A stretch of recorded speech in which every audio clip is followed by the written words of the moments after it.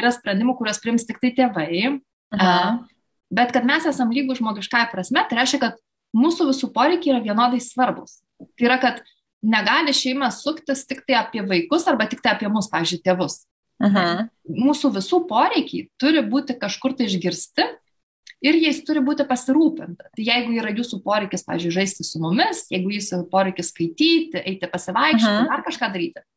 Tai bet taip pat visame tame turi būti atlieptas ir mano poreikis, pavyzdžiui, skaityti mano knygą man vienai, o neskaityti tą knygą, kurios nori tu.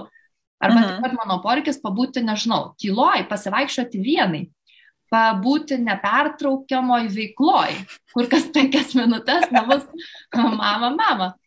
Tai visi šitie poreikiai, ir aš nesau, kad tai būtinai kiekvieną dieną reikia vesti lenteles, taip, čia vienas poreikis, antras, trečias, bet iš esmės, kad turėtų būti pusiausvyra visame tame, kad turėtų vienaip ar kitaip dienų bėgy